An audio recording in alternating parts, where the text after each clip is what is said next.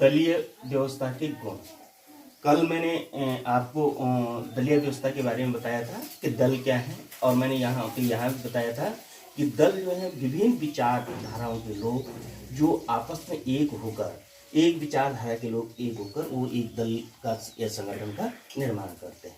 और दलीय व्यवस्था किसी भी देश की राजनीति में बहुत महत्वपूर्ण भूमिका अदा करती है। आज है दलीय व्यवस्था के गुण। अब दलीय व्यवस्था के गुण क्या है? नंबर 1 है मानवीय स्वभाव के अनुकूल। जो दल है वो मानव स्वभाव के अनुकूल होते हैं। मानव प्रकृति से ही स्वभाव के कारण, विचारों के कारण भिन्न भिन्न होते हैं। इसलिए वो क्या है, कोई स्वभाव से उदार होता है, कोई विद्रोही टाइप का होता है, कोई उग्रपंथी होता है। तो जो जिस प्रकार के विचार रखता है वो उस विचार वाले संगठन में इकट्ठा होकर अपनी बात को एक प्लेटफॉर्म पे रखने का कार्य करता है। यानी मानव स्वभाव के अनुकूल ही राजनीतिक दलों का निर्माण होता है। यह उनका अनुकूल है। ये अलग अलग जो राजनीतिक दल है वो अलग अलग विचारधारा को फॉलो करते हैं, अलग अलग विचारधारा से संबंधित होते हैं, अलग अलग विचारधारा के अनुकूल होते हैं, और उसी अनुसार उनके संगठनों का निर्माण होता है। कोई उदारपंथी होता है, कोई उग्रपंथी होता है, कोई वामपंथी होता है, कोई दक्षिणपंथी होता है। इस प्रकार के उसको स्वभाव के अनुकूल राजनीतिक दलों का निर्माण होता है। दूसरा क्या, लोकतंत्र के लिए आवश्यक, यानी जो लोकतांत्रिक व्यवस्था है उसमें राजनीतिक दलों का महत्वपूर्ण रोल है। राजनीतिक दल क्या करते हैं कि शासन सत्ता में नागरिक दल ही सरकार बनाते हैं और सरकार का निर्माण करते हैं। विभिन्न राजनीतिक, आपने देखा होगा कि जो राजनीतिक दल हैं वो जनता के बीच अपने विचारों को लेकर, अपने सिद्धांतों को लेकर, अपने मुद्दों को लेकर जाते हैं, और वहाँ से वो चुनाव जीत कर जब आते हैं तो जो बहुमत दल होता है, जो बहुमत के साथ जो दल जीत कर आता है वो क्या है, शासन सत्ता में भागीदार बनता है। यानी शासन सत्ता में क्या है, उसकी सरकार बनती है, और जो उससे कम स्थिति में रहता है वो विरोधी दल में आता है और विरोधी दल के रूप में कार्य करता है। यानी लोकतंत्र में शासन सत्ता में आने वाला दल, सरकार बनाने वाले दल और विरोधी दल दोनों का बहुत महत्वपूर्ण रोल होता है। दोनों महत्वपूर्ण भूमिका निभाते हैं, जो कि लोकतंत्र के विकास में, लोकतंत्र के लिए बहुत आवश्यक है। शासन को दृढ़ता प्रदान करना। यदि हम देखते हैं कि अगर शासन है, शासन में अगर कोई बहुमत दल सत्ता में आता है तो शासन को एक मजबूती प्रदान करती है, क्योंकि व्यक्ति विशेष, एक व्यक्ति क्या है, सत्ता नहीं बना सकता। इसलिए राजनीतिक दल जब बनेंगे और उनके माध्यम से जब चुनाव लड़ेंगे, और चुनाव लड़ने के बाद जब वो सत्ता में आएंगे तो कार्य करने में भी एक मजबूती प्रदान करते हैं। ये समूह के रूप में कार्य करते हैं। इस प्रकार अगर हम देखते हैं, शासन को एक दृढ़ता यानी मजबूती को प्रदान करते हैं। अगला है सार्वजनिक शिक्षा का साधन। आपने देखा होगा विभिन्न राजनीतिक दल जब चुनाव में जाते हैं तो वो प्रचार करते हैं, प्रसार करते हैं, और क्या है, रैलियां निकालते हैं, प्रदर्शन करते हैं, विभिन्न प्रकार के पम्पलेट छपाते हैं, जिससे कि वो जनता के बीच जाकर क्या करते हैं, राजनीतिक शिक्षा देने का कार्य करते हैं। और इससे हमको कहीं ना कहीं कुछ न कुछ जो सामाजिक है, कुछ न कुछ ऐसी शिक्षाएं प्राप्त होती हैं जिनसे क्या है, आम जनता क्या है, जागरूक होती है। इस प्रकार क्या है, जो राजनीतिक दल है, जो दलीय व्यवस्था है, वो सार्वजनिक शिक्षा देने का भी कार्य करते हैं। ये जो पॉइंट है ये बहुत ही महत्वपूर्ण है। शासन की निरंकुशता पर नियंत्रण। अब आपने देखा होगा, मैंने अभी कहा है कि जब जनता के बीच राजनीतिक दल जाते हैं तो वो जो ज़्यादा जो बहुमत के साथ जो दल आता है वो शासन बनाता है, और जो कम उससे कमतर होता है या कम सीटें लेकर आता है वो क्या करता है, विरोधी दल बनकर रहता है। तो शासन की निरंकुशता यानी शासन सत्ता में अगर एक ही दल का वर्चस्व रहेगा तो वो मनमानी करेगा। लेकिन यहाँ पर क्या होता है, जो विरोधी दल होता है वो वहाँ पे क्या है, एक किस्म से ब्रेक का काम या लगाम का कार्य करता है। जैसे मैंने उदाहरण दिया था कि तांगा होता है, तांगे पे अगर हम लगाम नहीं लगाएंगे तो तांगे का घोड़ा है वो अनियंत्रित हो जाएगा। ये गाड़ी है, गाड़ी पे अगर ब्रेक नहीं होंगे तो गाड़ी क्या है, अनियंत्रित हो जाती है। इसलिए जो विरोधी दल है वो शासन पर क्या है, शासन की निरंकुशता पर ब्रेक लगाने का या क्या है, जो तांगे का घोड़े लगाम लगाने का कार्य करता है। इस प्रकार शासन है जो वो निरंकुश नहीं हो पाती, शासन मनमानी पे नहीं उतराती, तानाशाही नहीं कर पाती। और इस प्रकार क्या है, विरोधी दल केवल विरोध के लिए नहीं बल्कि क्या है, सकारात्मक विरोध के लिए भी कार्य करते हैं। श्रेष्ठ कानूनों का निर्माण, आपने देखा होगा जब संसद में रहते हैं, जब किसी कानून पर कोई प्रस्ताव आता है तो उस पर वाद विवाद होती है, चर्चा होती है, और चर्चाओं के माध्यम से ही कानून का निर्माण किया जाता है। यानी श्रेष्ठ कानूनों का निर्माण तभी किया जा सकता है जब किसी मुद्दे को या किसी कानून का जो प्रस्ताव आता है उस पर चर्चा हो। अगर वो बिना चर्चा का ही पास हो जाता है, अगर बहुमत दल या एक ही दल या इस तरह की स्थिति होती है तो श्रेष्ठ कानूनों के निर्माण में क्या एक बाधा उत्पन्न हो जाती है। इसलिए क्या है, श्रेष्ठ कानूनों के निर्माण में भी दलीय व्यवस्था महत्वपूर्ण रोल अदा करती है, क्योंकि उसमें क्या है, किसी भी मुद्दे को लेकर जब कानून बनता है तो उस पर क्या है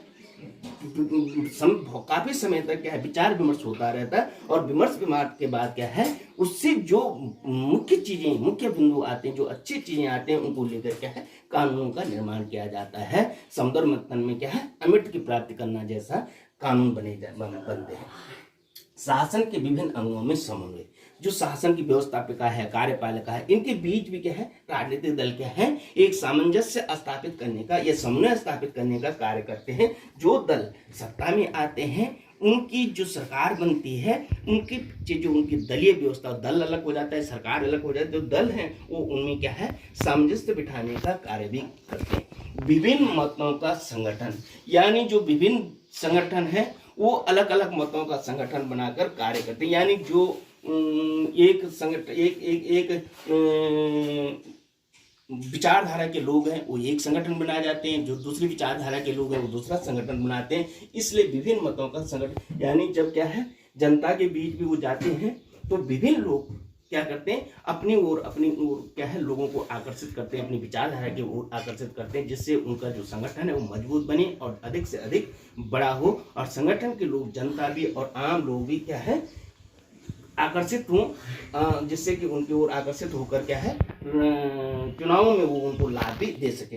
राष्ट्र एकता का साधन क्या है, जो राजनीतिक दल है उनमें क्या है राष्ट्र एकता, यानी राष्ट्र में एकता के मुद्दे पर वो कार्य करते हैं। यानी उनको क्या है दल से ऊपर वो क्या है राष्ट्र को रखते हैं, और दलीय जो चिंता है उसको वो क्या है सेकेंडरी स्थिति में रखते हैं। इसलिए राष्ट्र एकता के लिए, यानी राष्ट्र एकता के प्रचार प्रसार के लिए वो कार्य करते हैं, और संवैधानिक बिंदुओं को लेकर जो राष्ट्रीय एकता की बात होती है उसमें कार्य किया जाता है।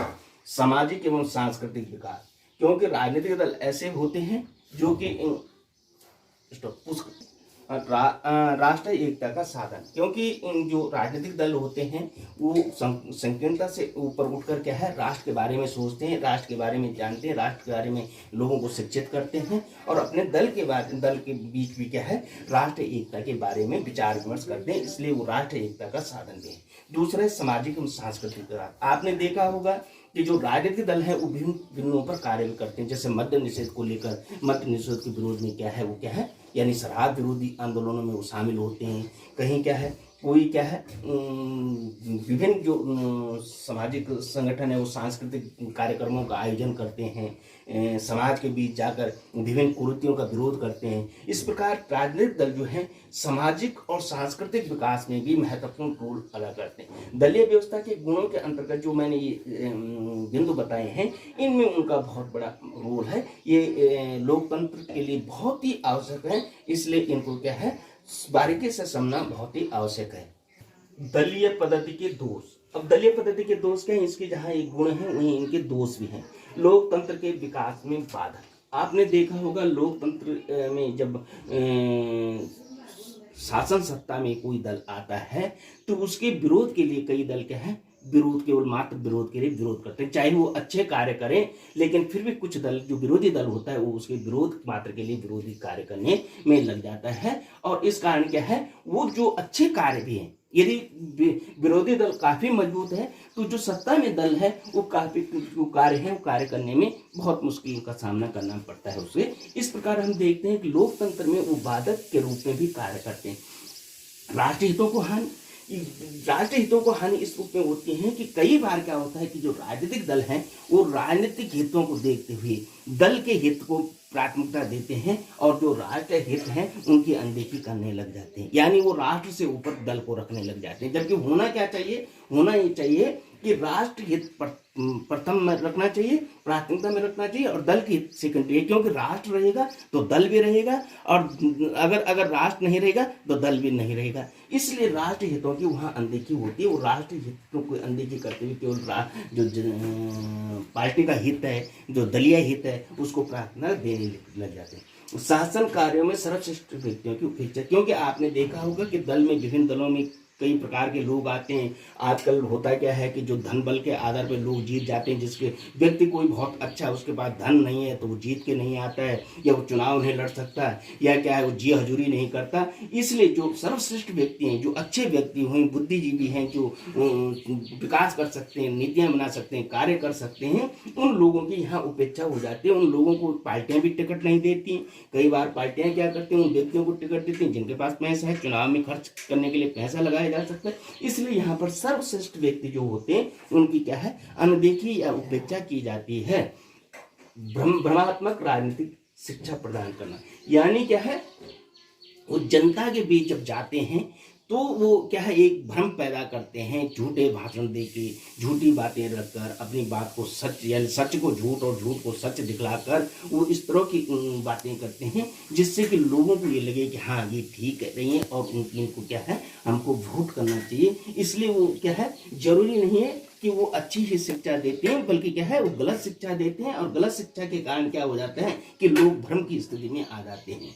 जनता में मतभेदों को प्रोत्साहन, जो जनता में एकता होती है वो दलीय व्यवस्था के आधार पे उनको क्या है, मतभेदों में प्रोत्साहन करते हैं, जिससे कि क्या है, जनता आपस में, जनता में फूट पड़े और वो क्या है, एक दूसरे के विरोधी होकर दल व्यवस्था के हिसाब से कार्य करें। और इन जनता में मतभेदों के साथ साथ वो क्या है, इनमें धार्मिक, क्षेत्रीय, जाति और कई प्रकार से वो क्या है, मतभेदों को इसमें प्रोत्साहन करती है, जिससे कि क्या है, उनकी प्रति क्या है, लोगों का, जनता का क्या है, आकर्षण हो और वो जनता को क्या है, वोट कर सके। सामान्य नैतिक स्तर में आपने देखा होगा कि जो नैतिकता है वो रही नहीं जाती। झूठ बोलना है, नैतिकता कोई इस तरह का नहीं कि हमें अच्छे कार्य करने हैं, इस ओर उनका ध्यान ही नहीं रहता। वो लगातार जो राजनीति है उसमें नैतिकता स्तर की गिरावट आती है। किसी प्रकार के एक दूसरे पे आरोप प्रत्यारोप लगाते हैं, उसमें ये नहीं देखते कि किस प्रकार के आरोप लगने चाहिए, नहीं लगने चाहिए। इन सभी चीज़ों को क्या है, देखा जाए तो उसमें क्या है, उनके जो नैतिक स्तर है वो गिर जाता है। राजनीति में भ्रष्टाचार, आपने देखा होगा कि जब जैसे राजनीतिक दल जीत के आते हैं तो जो दल जीत कर आते हैं और अगर सरकार बनाते हैं तो उनके जो कार्यकर्ता हैं वो सरकारी ठेकों में या सरकारी कार्यों में या जो निर्माण कार्य हैं सारी जगह उनका हस्तक्षेप होता है, और वो सरकार क्या है, उनको क्या है, कार्य भी देती है। और कार्य वो क्या किस तरह करते हैं, भ्रष्टाचार, मतलब उसमें ज़्यादातर काम क्या है, अच्छे न होकर क्या है, पैसे कमाने की एक व्यवस्था बना दी जाती है, जिससे कि जो कार्य होने चाहिए वो नहीं होने चाहिए होते हैं। अगला है समय और धन का भी। आपने देखा होगा विधानसभाओं में या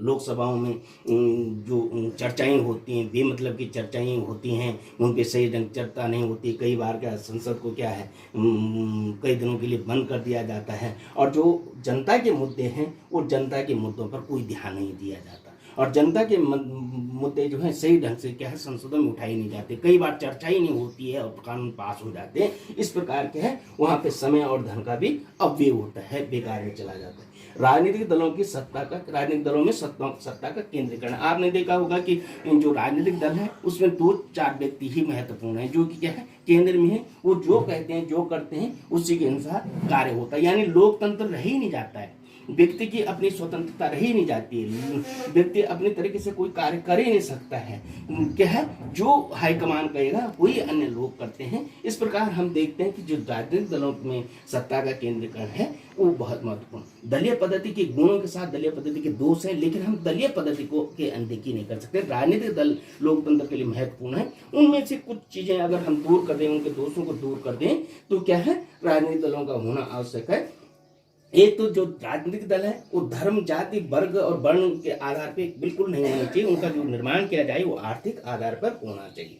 दूसरा क्या है, जनता को शिक्षित होना होगा, जागरूक होना होगा, जिससे कि वो ये समझ सके कि कौन दल अच्छा है, कौन खराब है, किससे हम क्या है शिक्षा प्राप्त करते हैं, किसको हमको सत्ता में लाना चाहिए, इस प्रकार। और व्यक्तिगत स्वार्थों की उसके बजाय क्या है, राष्ट्र हित को देखना चाहिए। अगर हम इन सारी चीजों को देख लेते हैं तो राजनीतिक दलों में सुधार आ सकता है, उनके दोष खत्म हो सकते हैं और एक अच्छी शासन प्रणाली का निर्माण किया जा सकता है। फिर भी कुल मिला के अगर हम निष्कर्ष निकालते हैं तो दलीय व्यवस्था लोकतंत्र के लिए बहुत आवश्यक है, इसलिए क्या है उनका होना बहुत जरूरी है। आज के लिए बस इतना ही, कल दूसरा टॉपिक होगा।